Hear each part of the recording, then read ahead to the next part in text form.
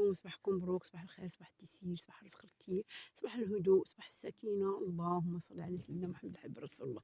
واليوم جبتكم واحد الوصفة اللي واخا يكون فيك البرد ديال العام يخرج في نهارو في نهارو في نهارو، وبسم الله على بركة الله نعطيكم الوصفة.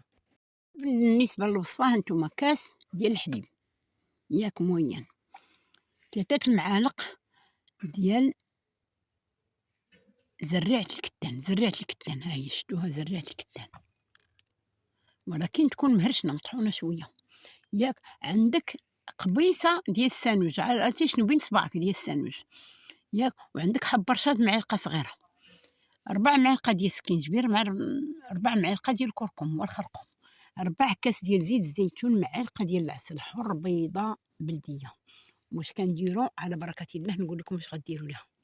الله يخليكم تصنتوا ليا مزيان، على حقاش ما غاديش نخلط هذا الخليط، غادي نخلطو كاسرونه غنديرو فيها الحليب، هي اللي بدا يغلى الحليب يبدا يغلى تنلوحو فيه زريعة الكتان وحب رشاد والسانوج، ونخليهم واحد ما كاملاش 5 دقائق يغلاو باش يطلقوا داك اللب ديالهم مزيان مزيان مزيان مزيان ياك.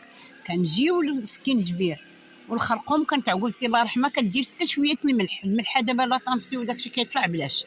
ملي كيغلاو عندي مزيان كنفقس ديك البيضه هي نحرحرها ماشي تطيبوها، ونطفي البوطه ونلوح ديك المعلقه ديال العسل الحر وداك 4 كويس ديال زيت الزيتون، وفي الليل تشربوها. عرفتي سبحان الله داكشي اللي كتخرجوا من صدركم داكشي تيبدا يخرج تقولوا هادشي فين كان. هذه هي الطريقه اللي كنا كنديروا ديال زمان وديال الميمات وديال الجداوات وديال العكويزات الزوينات. يلا الله يفرحكم.